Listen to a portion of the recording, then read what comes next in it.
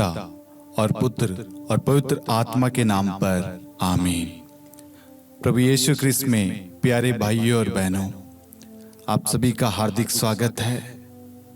हम इन दिनों चालीसा काल में एक एक वचन को लेकर मनन चिंतन कर रहे हैं और अपने आप को पवित्र भरा जीवन जीने के लिए, प्रभु के बताए हुए मार्ग पर चलने के लिए अपने आप को और अपने परिवार को तैयार कर रहे हैं। आज ईश्वर का पवित्र वचन ईसाया का ग्रंथ अध्याय 30 वाक्यांश 21 हमें कुछ समझाना चाहता है, हमें कुछ बताना चाहता है। प्रभु का पवित्र वचन कहता है, यदि तुम सन्मार्ग से दाएं या बाएं भटक जाओगे तो तुम पीछे से ये वाणी अपने कानों से सुनोगे, सच्चा मार्ग ये है, इसी पर चलते रहो। Hallelujah, hallelujah. ये वचन हमें समझाता है क्या? जो व्यक्ति प्रार्थना करता है, वचन के अनुसार, ईश्वर की शिक्षाओं के अनुसार, ईश्वर की आज्ञाओं का पालन करता है, बताए हुए रास्ते पर चलता है, तो प्रभु उसकी देखभाल करता है, उसे मार्ग दिखाता है, उसे राह दिखाता है, उसके लिए रास्ते खोल देता है। एग्जाम्पल मैं आपको देना चाहता हूं। जैसे कभी कभी मैं प्रार्थना करता हूं, वचन पढ़ता हूं और मैं सोचता हूं कि मुझे किस विषय पर मनन चिंतन करना चाहिए, किस विषय पर मैं आज वचन को शेयर करूं, वचन को बांटूं, वचन की तैयारी करूं। सबसे पहले मैं खुद तैयारी करता हूं।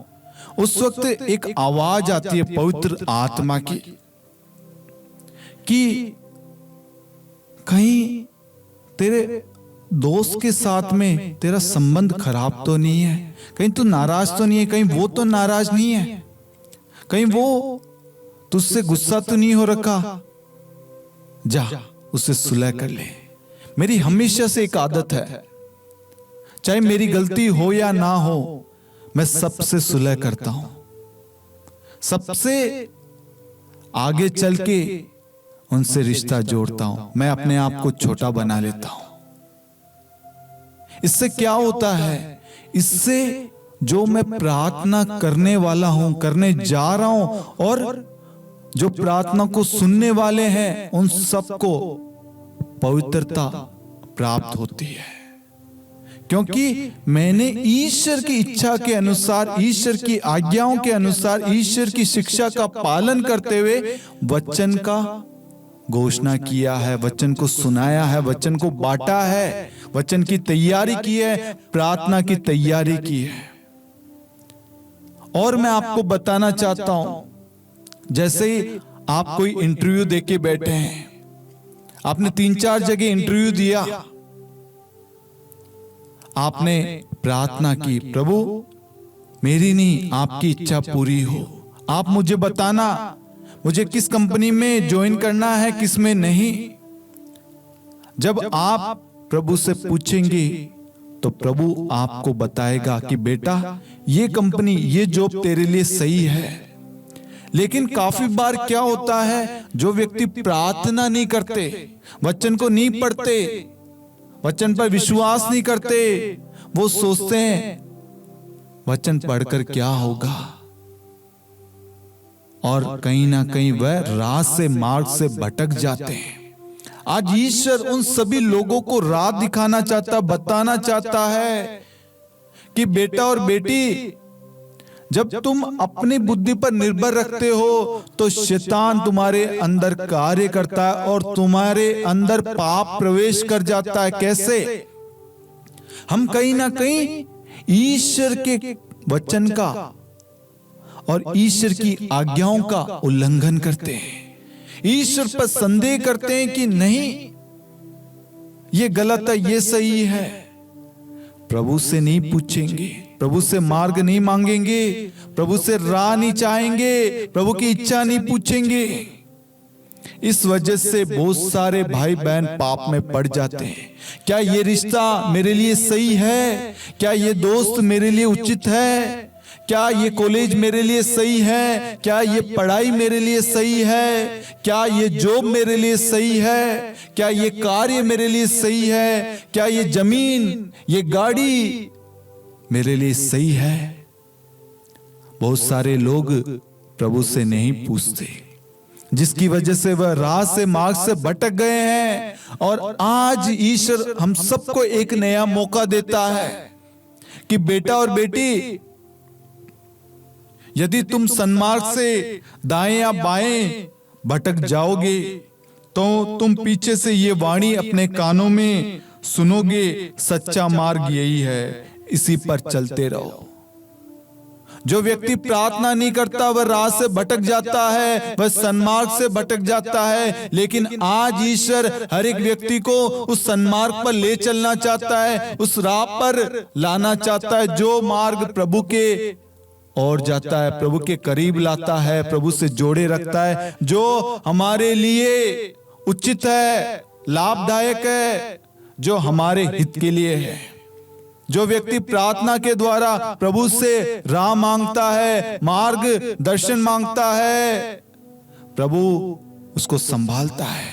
चाहे वह मार्ग से भटक क्यों ना जाए, प्रभु अपने दूत को भेजता है, पवित्र आत्मा हमें संकेत देता है कि नहीं, ये वाला रास्ता गलत है, ये दोस्त नहीं, ये तुम्हारे लिए सही नहीं है, ये रिश्ता तुम्हारे लिए सही नहीं है, ये तुम्हें धोखा देगा, इस रिश्ते की शुरुआत झूठ से हुई है, नहीं ये रिश्ता नहीं चलेगा, ये जमीन तुम्हारे लिए नहीं है, ये कार्य तुम्हारे लिए नहीं है। पवित्र आत्मा हमारे से बात करता है, ये मैंने पर्सनली अनुभव किया है। बहुत बार हुआ है मेरे साथ में, जैसे ही मैं प्रार्थना के लिए समय निकालता हूं, उस वक्त कहीं ना कहीं कोई काम आता है, मैं आपको समझाना चाहता हूं। उस वक्त तुरंत फोन आता है, ये काम है, करोगे क्या? लेकिन मैं क्या करता हूं, मैं पहले प्रार्थना करता हूं।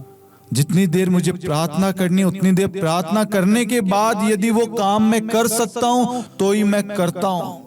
और दूसरी चीज, यदि कोई काम मुझे प्रभु से दूर करता है, जिसकी वजह से मैं प्रभु को समय नहीं दे पाता, प्रार्थना में समय व्यतीत नहीं कर पाता, मिनिस्ट्री को समय नहीं दे पाता, वो कार्य मैं नहीं करता, चाहे मेरे घर में कितनी भी बड़ी परेशानी क्यों ना आ जाए, मेरा भरोसा है मैंने प्रभु को अपना जीवन, अपना परिवार, अपना सब कुछ सौंप रखा है। प्रभु मुझे राह दिखाएगा, प्रभु मेरी व्यवस्था करेगा, प्रभु मेरे घर को चलाएगा। आज ईश्वर चाहता है कि हम सन्मार्ग पर चलें। यदि आज से पहले आप मार्ग से भटक गए थे, पाप में पड़े हुए थे, गलतियां कर रहे थे, मास्टरबेशन, पोर्नोग्राफी, अश्लीलता के बंधन में थे, व्यभिचार कर रहे थे, अपने शरीर को अशुद्ध कर रहे थे, अपवित्र कर रहे थे, आज ईश्वर चाहता है बेटा और बेटी तुम सब मेरे पास आओ, मैं तुम्हें मार्ग दिखाऊंगा, एक ऐसा मार्ग फिर तुम कभी भटकोगे नहीं, एक ऐसा मार्ग जिस मार्ग पर तुम चलोगे तुम आगे बढ़ते जाओगे, तुम कभी गिरोगे नहीं, क्योंकि मैं तुम्हें थाम लूंगा, मैं तुम्हें उठा लूंगा, मैं तुम्हें बचा लूंगा।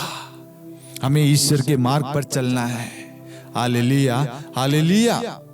और पवित्र आत्मा सदैव आप लोगों के साथ रहता है, वह आपको मार्गदर्शन प्रदान करता है, गाइड करता है।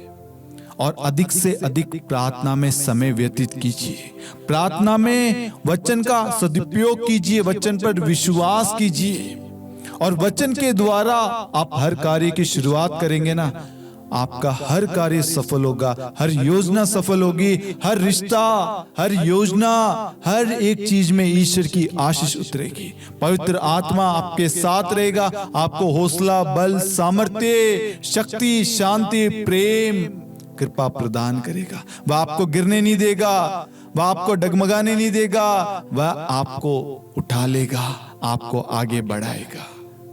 मैं आशा करता हूं कि प्रभु ने आज अपने वचन के द्वारा हमें सन्मार्ग की शिक्षा दी है, और इस वचन के बारे में हम अन्य लोगों के साथ भी शेयर करें, ताकि वह भी प्रभु के बताए हुए मार्ग पर चले। प्रभु आप लोगों को आशीष दे। पिता और पुत्र और पवित्र आत्मा के नाम पर आमीन। सबों को जय यीशु।